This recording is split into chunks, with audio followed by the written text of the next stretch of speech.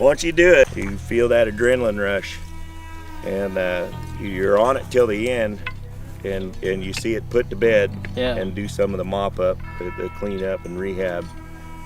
Once you get a season of that, yeah, it's in your blood, and there's nothing else.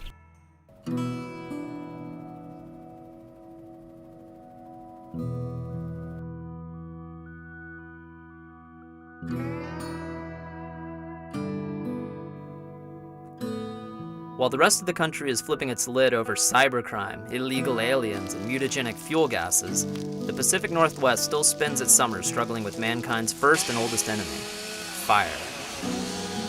In the last decade, hundreds of thousands of forest fires have scorched 5.5 million acres of American land.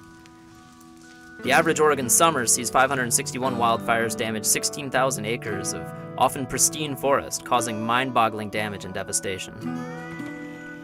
Last month we traveled to Medford, Oregon to team up with a firefighting crew from Grayback Forestry.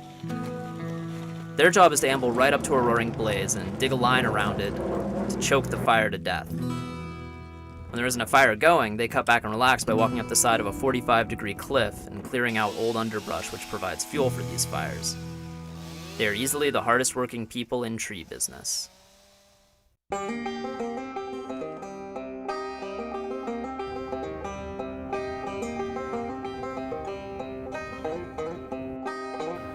Hey, it's Thomas.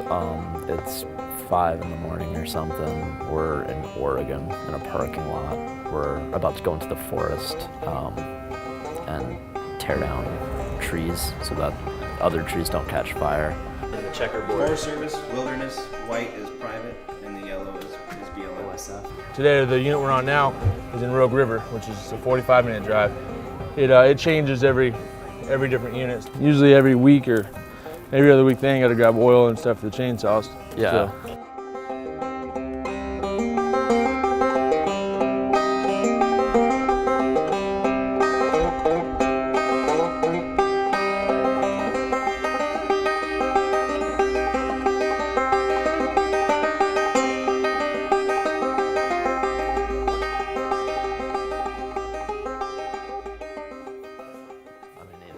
We got to pile into this giant box on the back of a pickup that they call a crummy.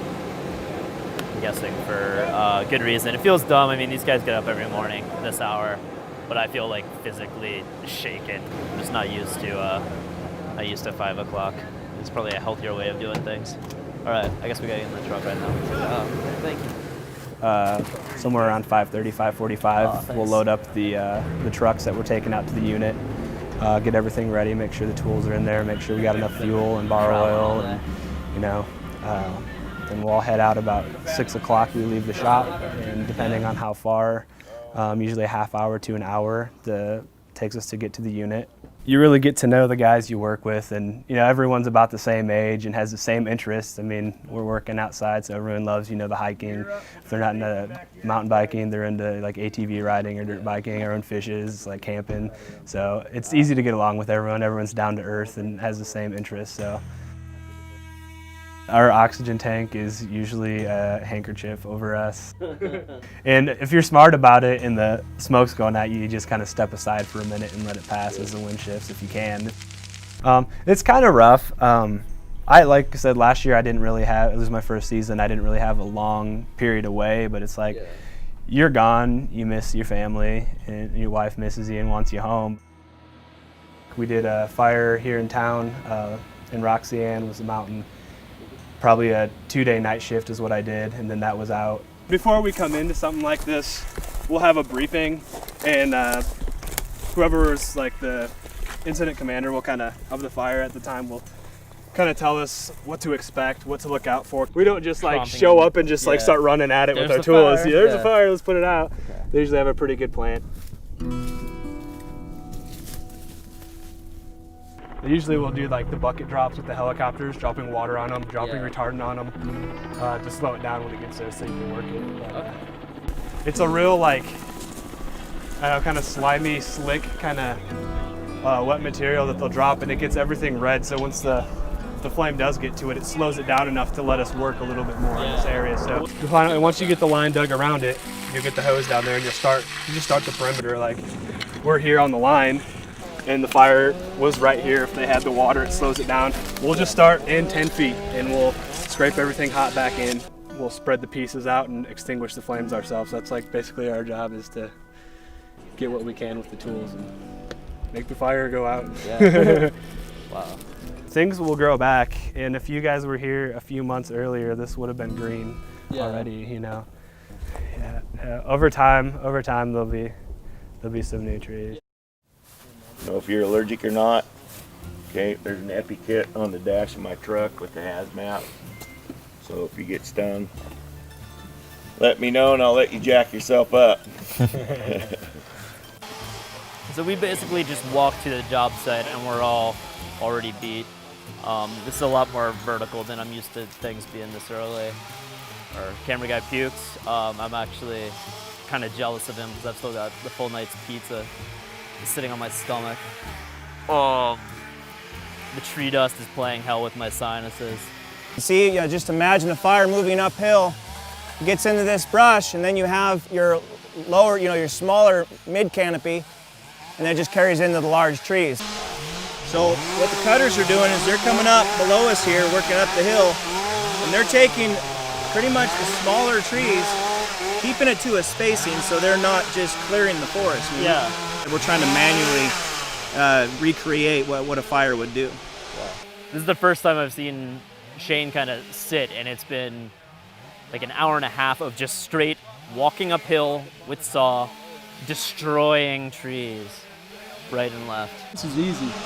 I mean, we get higher up and it's like a lot of rocks. Yeah. And, like the whole ground, you'll just take one step up and 3 steps down.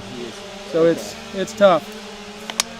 I am carrying my body weight in forestry supplies, going down a 50-degree incline to chop down some shrubs so forest fire doesn't destroy this.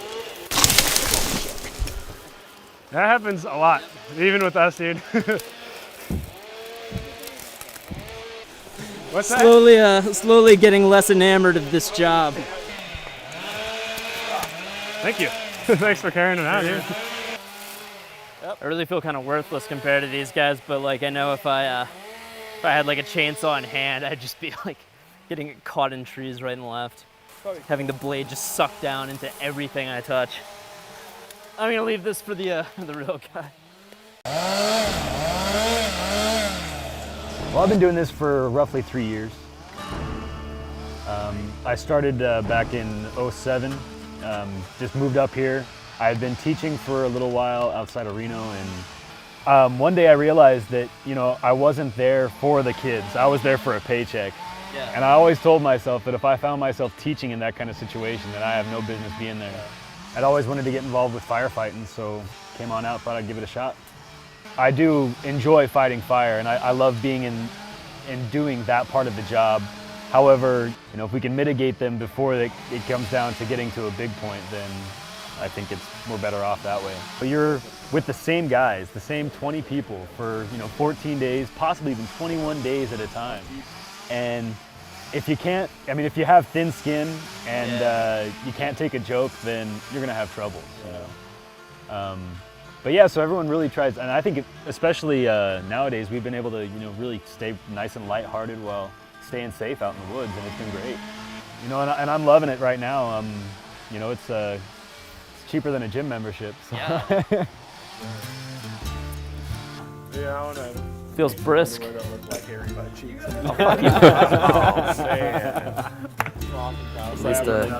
least I chose today to wear probably the gayest underwear I own. Here's your belt strap. Okay. Now you want it to ride low. Yeah? Yep. Okay. I'm currently dressed like a Frosted Mini Wheats version of a forest firefighter. And we're gonna go dig some line. There's not a fire right now, but it is good practice. Line is basically a ditch that you surround the fire with, and then it can't get over that. You're not trying to do the whole line by yourself. Yeah. You're gonna come along and do this, and then just a swipe. It's pretty much like this, move a little bit, like that, move a little bit, like that. Cutters are the first one in, cutting the line. And then the swampers come and they clear everything out. And then the diggers come behind them and do a fire line.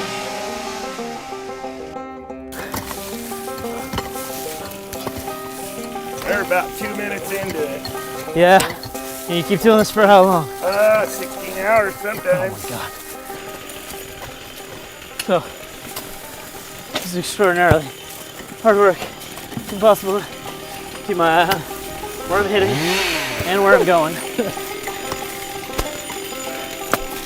And that's with no fire in front of me. In the oak. What do you think? That's a bit laborious. That's about, what, like a 50th of your average Oh yeah, shift? at least that was probably 500th? 6 minutes. How much distance we cover? 100 feet maybe. 7 hours we'll do 10,000 plus feet. 100 times that. We started getting it pretty good right before we quit. We were spaced out perfect. Yeah, you started to get it. Having fun? Not Yeah. bad for a rookie, Tom. Oh, thank you. We'd take you on the crew. That'd be short-lived, I think. Oh, you'd be surprised. I've been working in the woods all my life. Started out logging. And it's like coming full circle for me. Yeah. I've cut the trees down, the big timber, and set the chokers, hauled them out of the woods, and did a little bit of planting. And now I'm back thinning it out and help prevent the wildfire. You want to use back here from here back on your saw. Never the tip. Yeah, the closer you get to here when you're limbing, the more chance you have a kickback. Yeah, okay. And remember, you always want to wrap this thumb around the handlebar. Okay. Don't cut with it up there like that. You have no control. With kickback, this will come right out of your hand. And you grab that chainsaw, you mold onto it. It becomes part of your body. One of the things that turned my stomach the most, the chainsaw cut. Oh. It cuts quick into the bone, and when it stops, those teeth pull everything out. And then just imagine doing that all day. The key to happiness out here is sharp chain. Oh yeah. There you go. Now we go. Good job. All right. Now the fun part. I am sore and sweaty and ant bitten. I got sawdust in my mouth. I got chips under my eyelids. I've got weird vibrationally numbed fingers from the chainsaw. I feel very good about myself though, because I've done an honest day's work. Helping the forest and keeping people from having their houses burned down is a pretty good way to spend your time. Also get you in decent shape.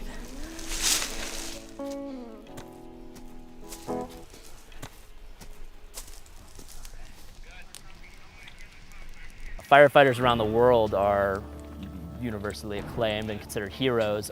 Forest firefighters, though, are kind of in a league to themselves. They basically go into one of the deadliest situations in nature, something that we've all been instinctually hardwired to avoid on sight or smell, like no matter what, and get right up against the flames and then do one of the hardest jobs imaginable, which is digging a ditch. It's some of the hardest work I think exists.